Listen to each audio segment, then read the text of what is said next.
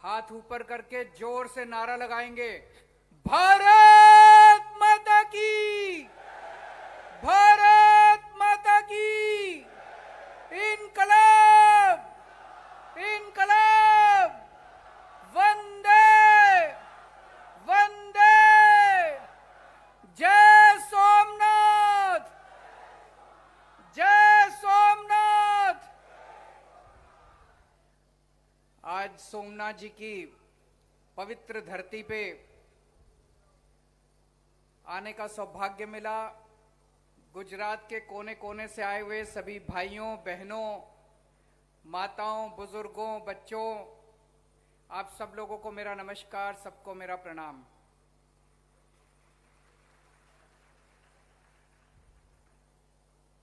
पिछले हफ्ते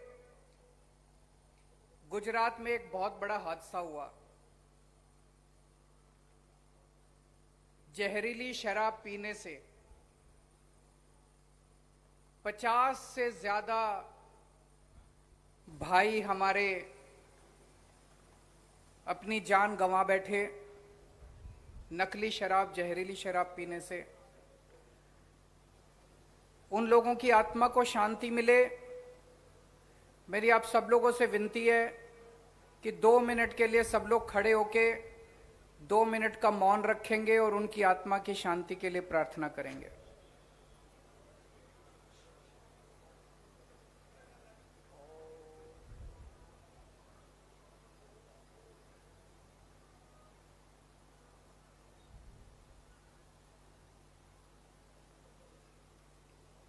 ओम शांति शांति। भगवान से मैं प्रार्थना करता हूं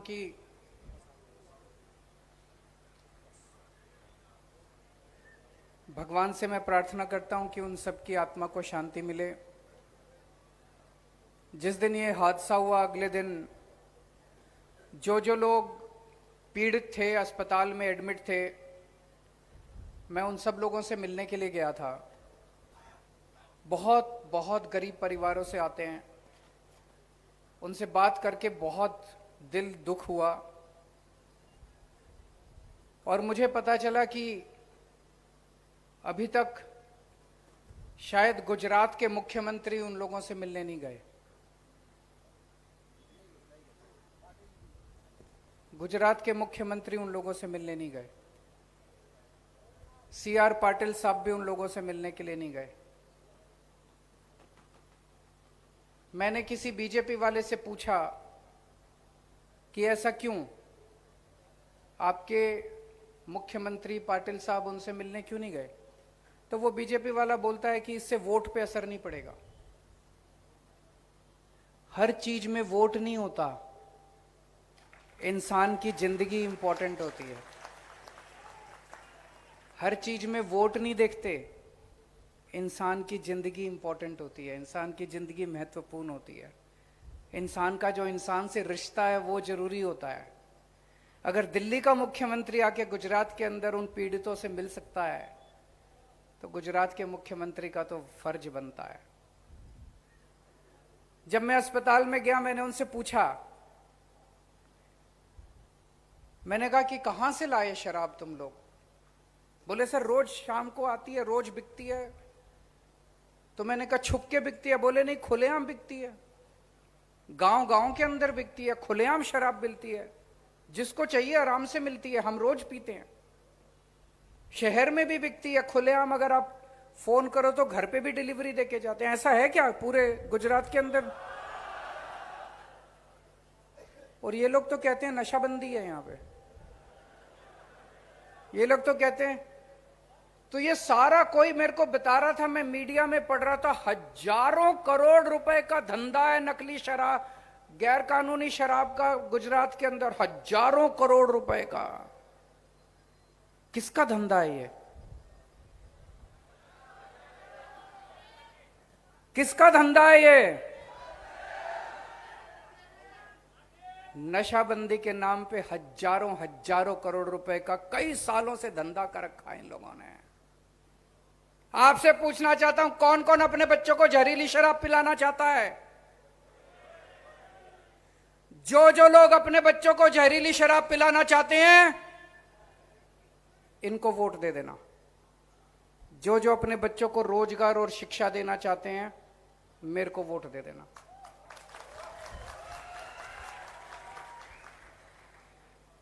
इनको वोट दोगे तो जहरीली शराब मिलेगी, भ्रष्टाचार मिलेगा। हमें वोट दोगे, स्कूल, अस्पताल और बच्चों को रोजगार मिलेंगे।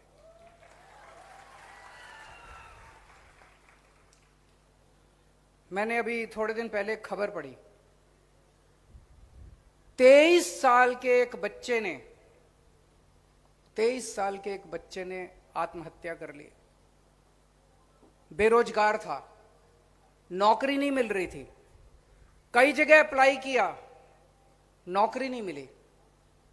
हार के उसने अपने पापा के नाम एक चिट्ठी लिखी और उसने, गुजरात की कहानी बता रहा हूं मैं, अभी थोड़े दिन पहले, पिछले हफ्ते की बात है, गुजरात की कहानी। 23 साल के बच्चे ने आत्महत्या कर ली।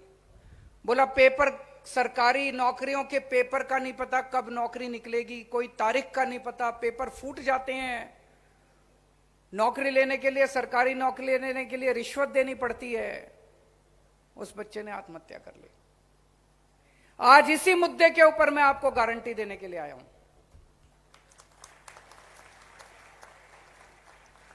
मैं गुजरात के एक एक बच्चे को, एक एक युवा को, एक एक लड़के को, एक एक लड़की को कहने के लिए आया हूं कि आपका बड़ा भाई आ गया है।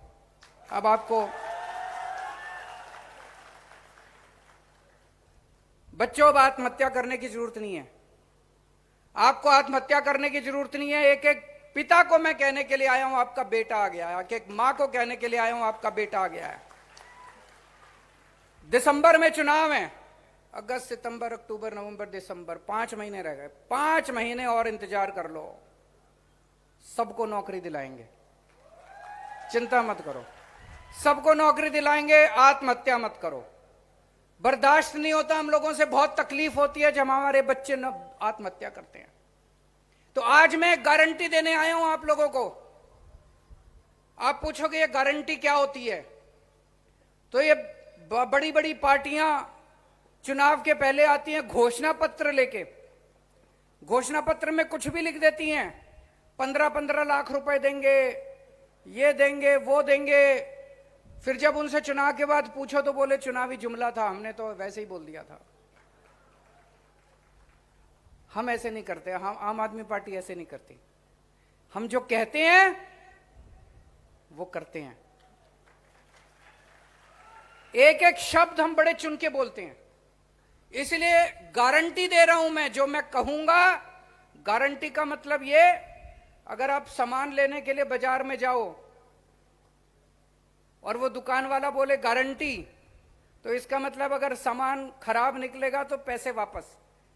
अगर मैं गारंटी दे रहा हूं, अगर हम 5 साल में अपनी बात पूरी ना करें, अगली बार धक्के मार के हमको गुजरात से बाहर फेंक देना। वोट मांगने नहीं आऊंगा अगली बार अगर मैं अपने बात पूरी ना करूं तो आज मैं गारंटी दे के जा रहा हूं। रोजगार की गारंटी दे रहे हैं।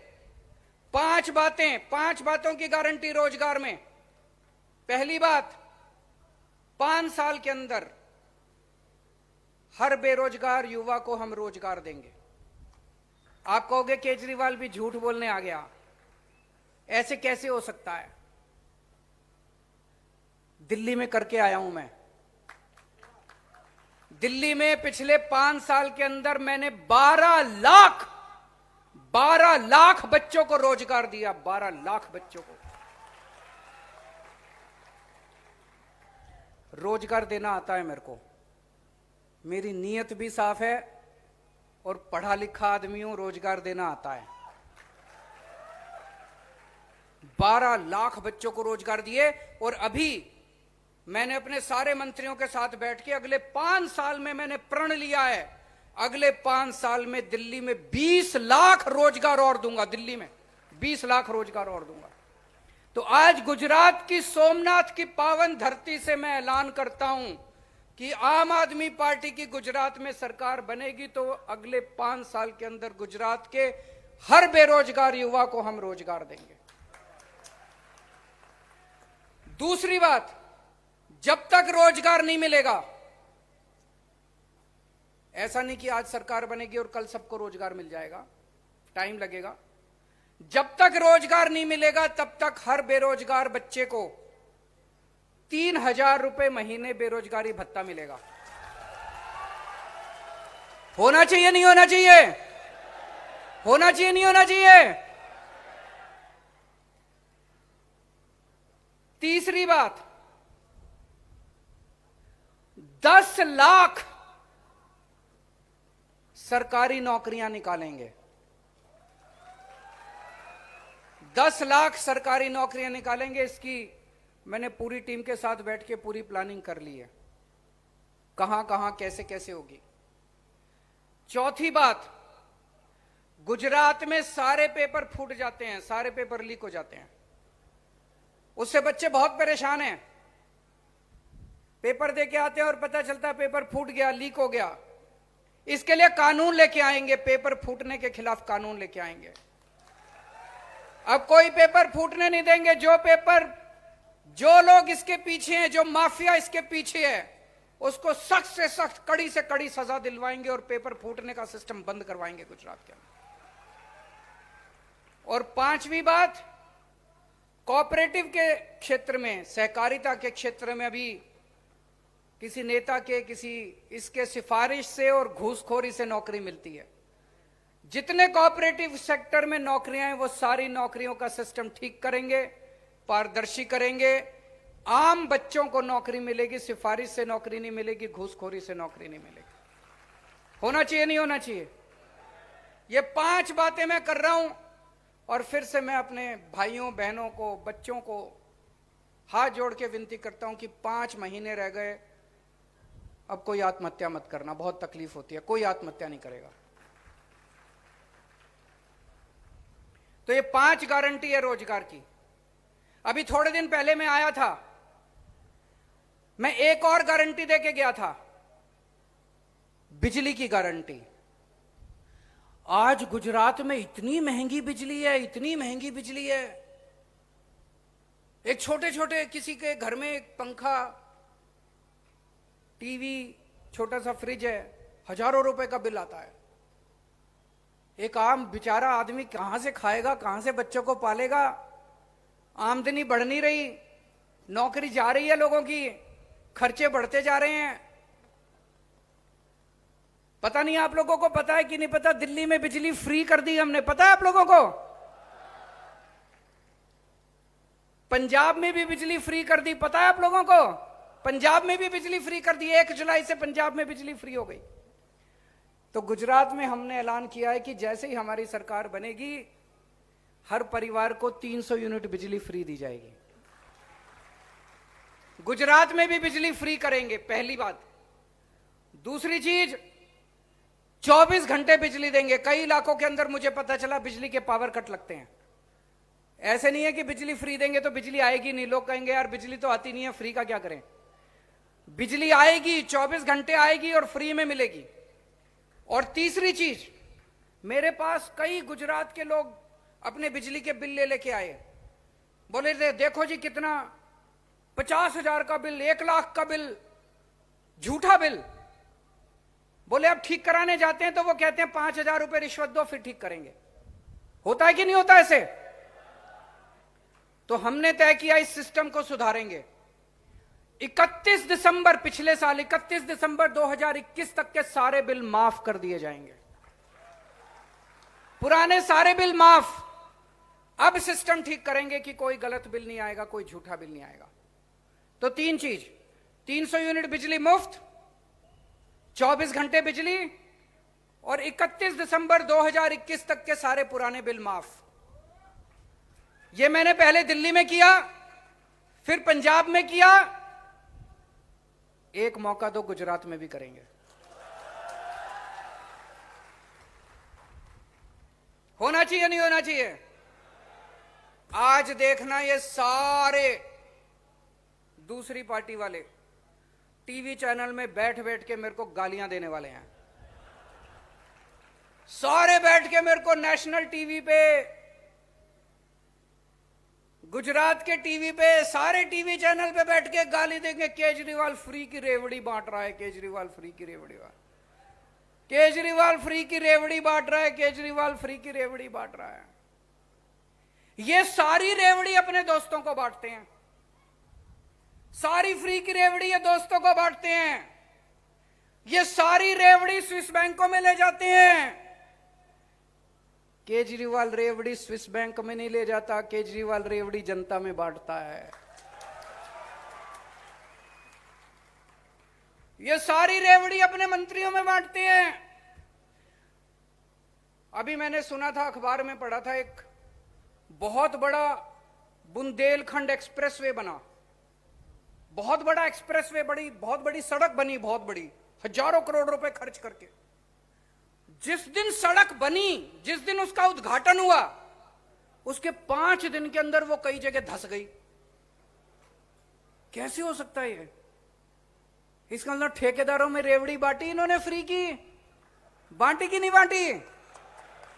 तुम ठेकेदारों को रेवड़ी बांटते हो, तुम अपने दोस्तों को रेवड़ी बांटते हो, तुम अपने मंत्रियों को रेवड़ी बांटते हो, तुम देश की सारी रेवड़ी स्विस बैंक में ले जाते हो।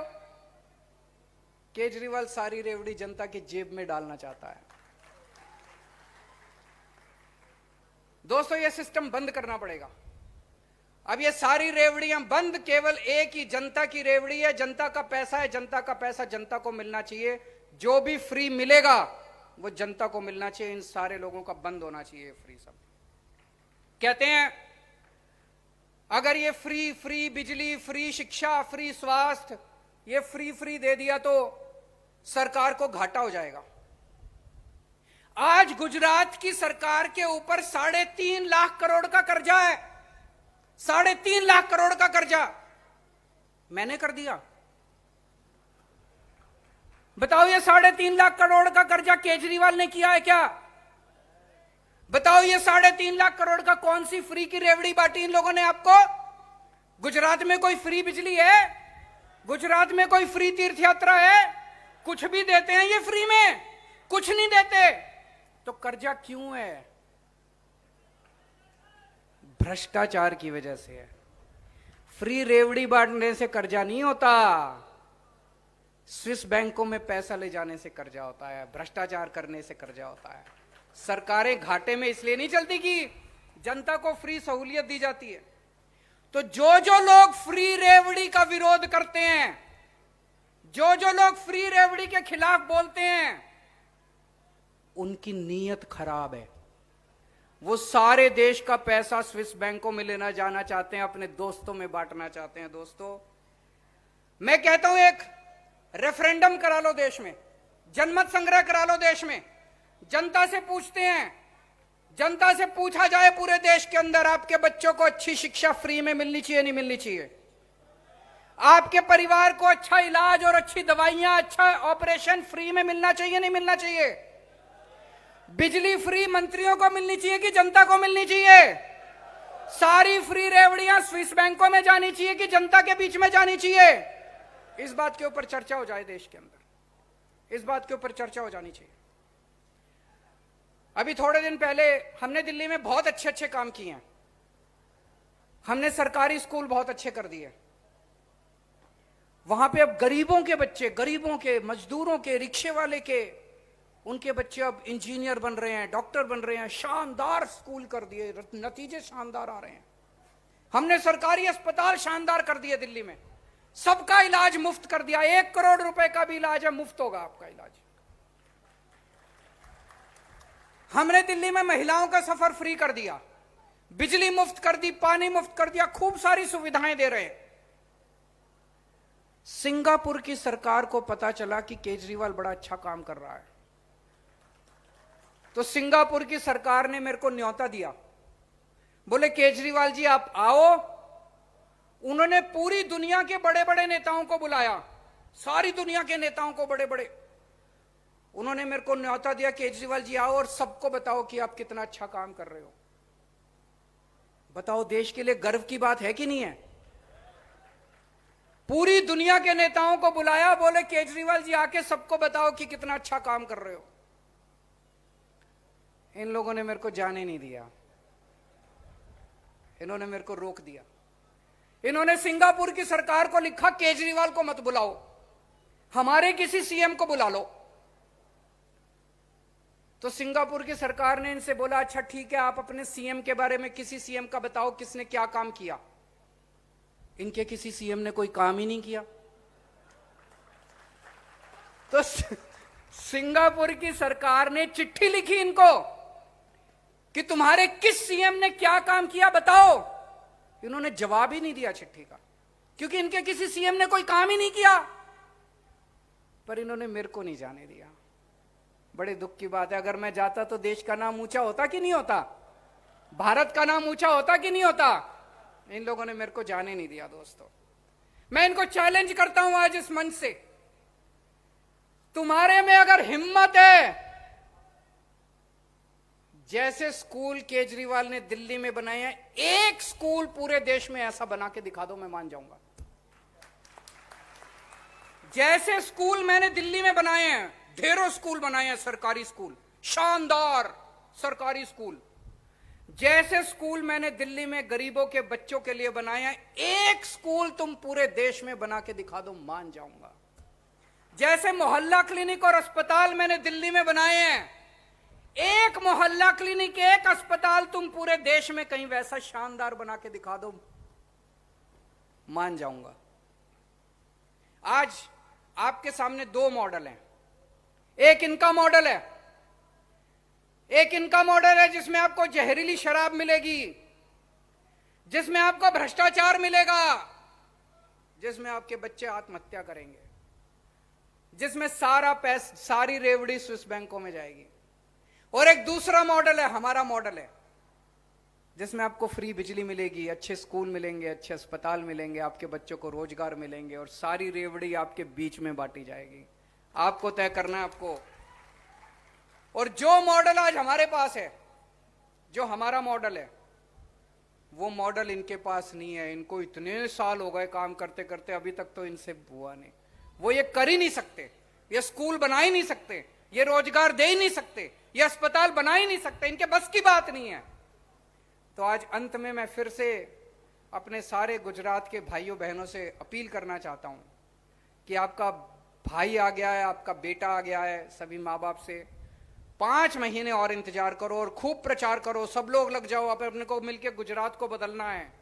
आप इतने सारे हजारों की संख्या में आज इतने लोग बैठे हुए हैं, एक एक आदमी जाएगा और अपने अपने इलाके, अपने अपने गांव के अंदर घर घर जाके कहेगा कि इस बार हर वोट झाड़ू के ऊपर पड़ना चाहिए।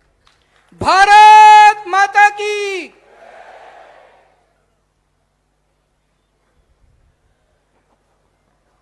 बहुत बहुत धन्यवाद, बहुत बहुत धन्यवाद केजरीवाल जी। जोरदार तालियों से अभिवादन